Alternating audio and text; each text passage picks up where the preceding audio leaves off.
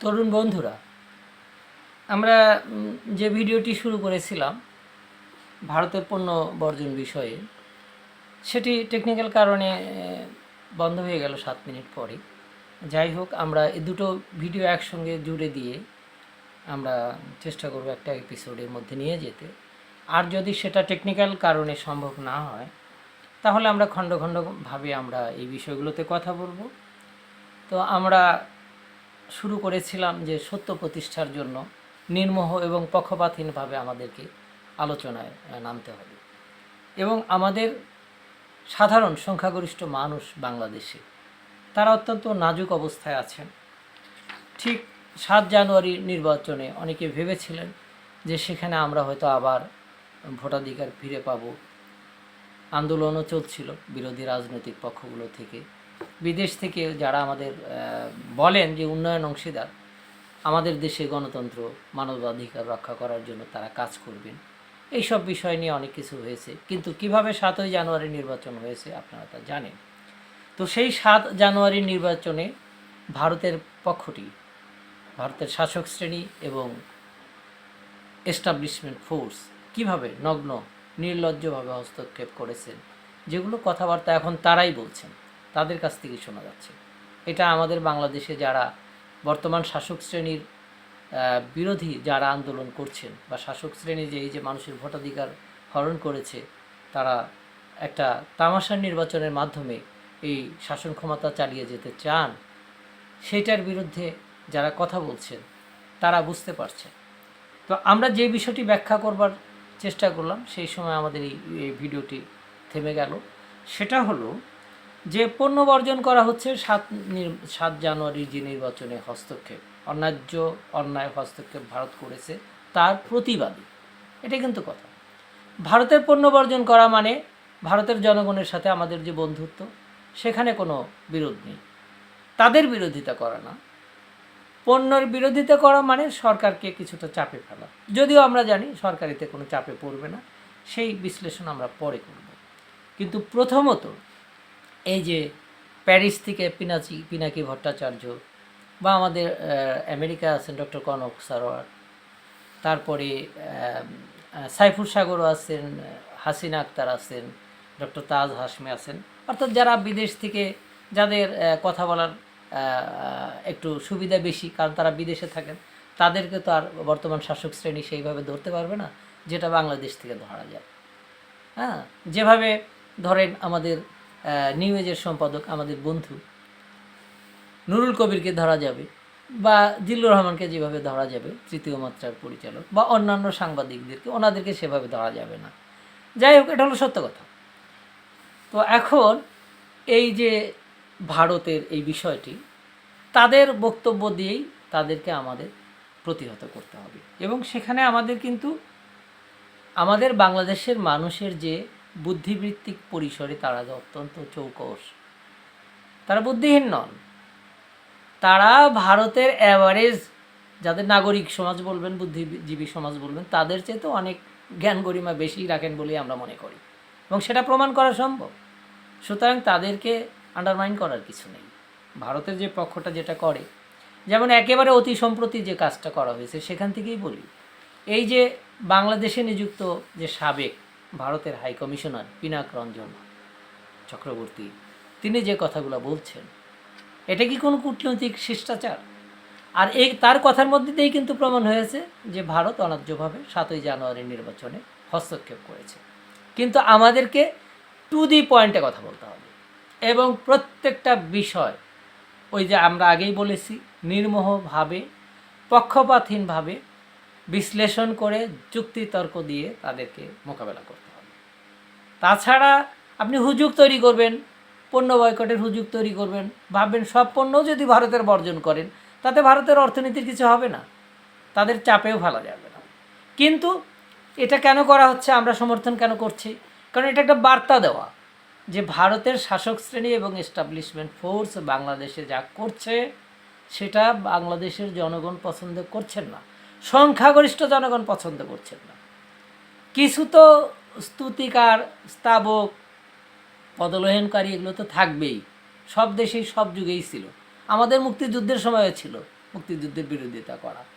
সুতরাং আবার ভারতের বিরোধিতা করতে গেলে ন্যায্যভাবে আবার এখানে কিছু পক্ষপাতিত্ব করার লোকজন আছে, তারা করবেই, তারা শাসক শ্রেণীর সাথে যুক্ত, তারাও করবে, এটা খুবই স্বাভাবিক।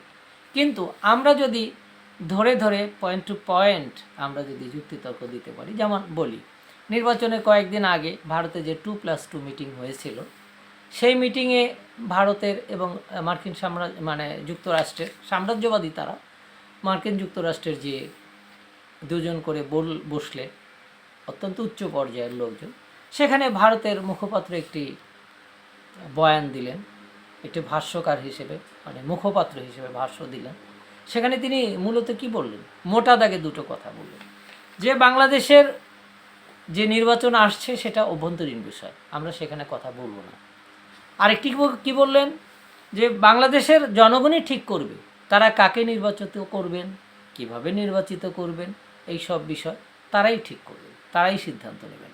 এই যে দুটি নির্লজ্জ মিথ্যাচার, নির্জলা মিথ্যা কথা তারা বললেন, কেননা তারা ভালো করেই জানেন যে এই যে শাসক শ্রেণী 2008 সালের থেকে 14 পর্যন্ত একটা ধারা ছিল, সবাই তাও মানত, কিন্তু 2014 থেকে আজকে 24 তারা যেভাবে 3টি নির্বাচন করে গেল, সেই 3টি নির্বাচন করার পরে ভারত কি জানে না যে বাংলাদেশের মানুষের তাদের নিজেদের ভোটাধিকার বা তারা কাকে নির্বাচিত করবেন না সেই অধিকার তাদের নেই, তাদের কাছ থেকে সেই অধিকারটা হরণ করা হয়েছে। এবং এই হরণ করাতে কে সাহায্য করেছে? ভারত। ভারত নগ্নভাবে নির্লজ্জভাবে করেছে, এটা সবাই জানে। এ সত্য কেন গোপন করছেন? কি ভাবছেন কাকের মাংস লুকানো? ভাবছেন যে আমরা যাই বলবো, ভারতে পিনাক রঞ্জন উনি অনেক বড় হাই কমিশনার ছিলেন, শ্রীরাধা দত্তরা, তারপরে সুবীর ভৌমিকরা, নানান ধরনের থিঙ্ক ট্যাঙ্ক এখন বের হয়েছে, তারা কি ভাবেন যে তারা যা বলবেন বাংলাদেশের মানুষ সেটা বলবে, মেনে নেবেন? বাংলাদেশে কোনো বুদ্ধিজীবী নেই, ইন্টেলেকচুয়াল নেই, স্কলার নেই, তাই নাকি? আগে ভেবে দেখেন, what Bengal things today, the rest part of the India things tomorrow. আবার বলা হতো, what India things today, the rest of the world things it tomorrow. তো আমরা সেই বাঙালি, সেই বাংলাদেশের মানুষ, আমরা বুঝি না তারা। আর দ্বিতীয় কথা হলো কি, যে বললেন যে অভ্যন্তরীণ বিষয়, তাহলে সুজাতা সিং কেন এসেছিলেন? আমরা প্রণব মুখার্জি, আমাদের কাকাবাবু বলে আমরা ডাকতাম, আমরা তো দীর্ঘ 37-38 বছর যাবৎ এক নাগারে ভারতে এবং বাংলাদেশে কাজ করছি, আর প্রায় 42-43 বছর থেকে ভারত নিয়ে কাজ করছি আমরা, আমাদের গবেষণা প্রতিষ্ঠান থেকে। সুতরাং আমরা জানি ভারতের মানুষের মনোমানসিকতা কী, তাদের মনোভাব কী, আর এই শাসক শ্রেণীর মনোভাব কী, এটা আমরা জানি। তো এই যে সুজাতা সিং আসলো, তারপরে কিভাবে নাটক করে যে নির্বাচনটা হলো 2014 সালে, তারপরে 18 সালে, তারপরে 24 সালে, ভারত কী করেছে সবাই দেখেছে। কাজে এটা লুকিয়ে কোনো লাভ হবে না, কাকের মাংস লুকানো এখানে চলবে না। সুতরাং আমরা আবার এই যে পিনাকি ভট্টাচার্য সহ যারা বাইরে আছেন, তারা কতটা ন্যায় বলছেন, কতটা অন্যায় বলছেন, সেটা শাসক শ্রেণী কীভাবে দেখবে, বা বিরোধী দল কতটা উৎসাহিত হয়ে তাদের অ্যাপ্রিসিয়েশন করবেন, সেটা বড় কথা না। বড় কথা হলো 20 কোটি মানুষ কিভাবে এটা দেখছে সেইটা।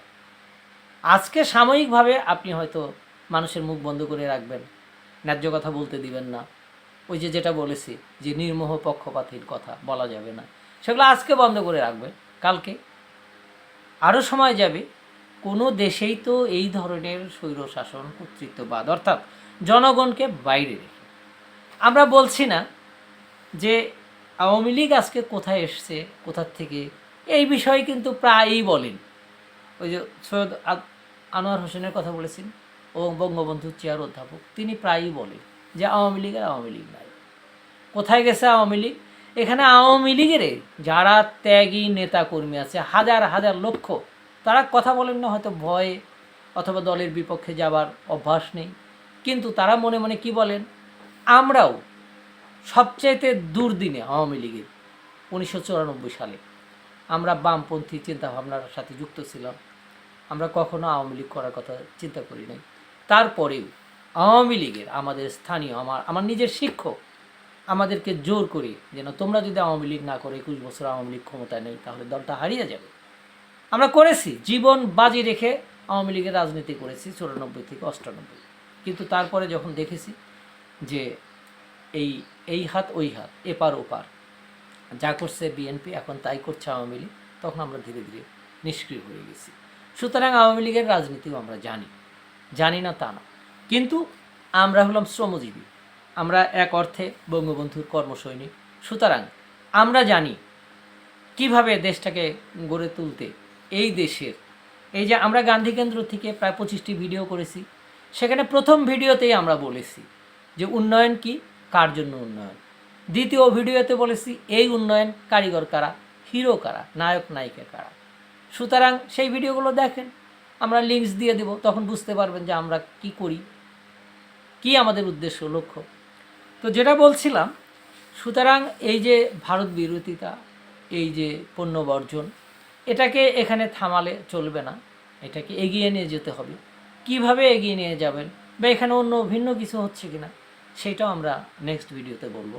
আমরা ধারাবাহিকভাবে প্রথমে ভারতের এই পণ্য বর্জন, আমরা কিন্তু এই 2015 সাল থেকে প্রায় 5টির মতো অনেক বড় বড় পাবলিকেশনস আমরা তৈরি করেছি। সেই পাবলিকেশনসের মধ্যে ভারত বাংলাদেশের জনগণকে নিয়ে, জনস্বার্থে, সেখানে আমরা একটা দিয়েছি, উপশিরোনাম দিয়েছি যে ভারতের ভুলে ভরা বাংলাদেশ নীতি। সেখানে আমরা ব্যাখ্যা করেছি কিভাবে ভারত দাদাগিরি বলেন আর আধিপত্য ফলানো বলেন, কিন্তু ভুল করেছে, তারা প্রথম থেকেই ভুল করে গেছে। কেন করে গেছে, কি তার পিছনে ইতিহাস, সেগুলো বলতে হবে। এই ভিডিও শেষ করার আগে একটি কথা বলি, পরের ভিডিওতে আবার সেটা শুরু করব। যেমন ভারত থেকে বলা হচ্ছে না যে তোমরা অকৃতজ্ঞ, আমরা তোমাদের মুক্তিযুদ্ধ করে দিয়েছি, আমরা যুদ্ধ করে তোমাদেরকে স্বাধীন করে দিয়েছি। তো আমাদের পক্ষপাতহীন কথা কোনটা হবে, নির্মোহ এবং সত্য ভাষণ কোনটা হবে, সেটা হলো আমাদের বুদ্ধিজীবীদেরকে বলতে হবে, যে শ্রেণীটা সত্যি মানুষের জন্য ভাবেন, যে ভারত বাংলাদেশের স্বার্থে বাংলাদেশের যুদ্ধ করে দিয়েছে, নাকি পাকিস্তানের সাথে 1965 সালের যুদ্ধে হেরে গিয়ে, বারবার হেরে গিয়ে বাঁচার তাগিদে, যে পূর্ব পাকিস্তানকে যদি বাংলাদেশ না করা যায় তাহলে আমাদের কি হতে পারে, কিভাবে আমরা দুই দিক থেকে চাপে পড়তে পারি। কেউ কেউ তো এটা বলতে পারেন, বাংলাদেশের অনেক বুদ্ধিজীবী তো এটা বলতে পারেন যে ভারত তার স্বার্থে বাংলাদেশের মুক্তিযুদ্ধে জড়িয়েছে, বাংলাদেশের স্বার্থে নয়, 1 কোটি যে শরণার্থী গেছে সেজন্যও নয়। এটা বললে আপনি কিভাবে ঠেকাবেন? যুক্তিতর্ক দিয়ে ঠেকাতে হবে, তো ইতিহাস দিয়ে ঠেকাতে হবে, ঘটনা পরম্পরা দিয়ে ঠেকাতে হবে, গায়ের জোরে তো ঠেকাতে পারবেন না। সুতরাং আমরা বলি কি, হ্যাঁ, পণ্য বর্জনের আন্দোলন শুরু করেছেন, তবে এটা সমাধান না, পণ্য বর্জন করে কোনো লাভও হবে না, এবং কোনোভাবেই যেন আমরা এটা না বলার চেষ্টা করি এই বার্তা যে আমরা ভারতের জনগণের বিরুদ্ধে। ভারতের জনগণও যারা জানেন বোঝেন আমাদের বিরুদ্ধে না, আমরা তাদের বিরুদ্ধে না।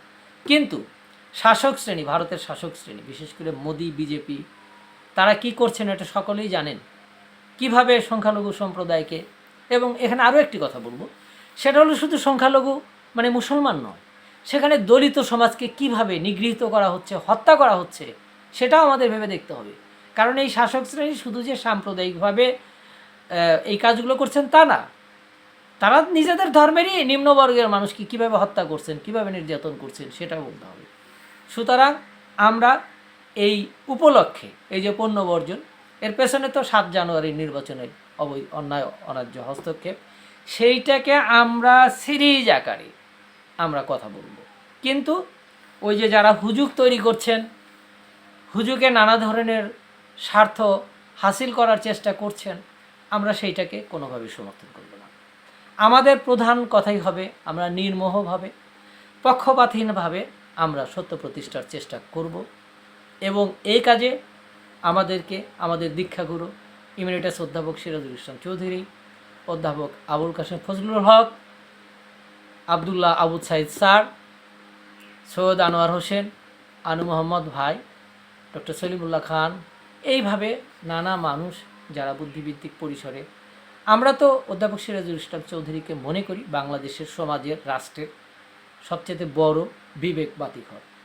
তারাই আমাদের সত্য প্রতিষ্ঠার আন্দোলনে আমরা সত্য কথা বলছি কিনা এবং আমরা কী চাই সেটার সিদ্ধান্ত তারাই দেবেন। এখন এখানে শেষ করছি, পরবর্তী ভিডিওতে আবার কথা বলব।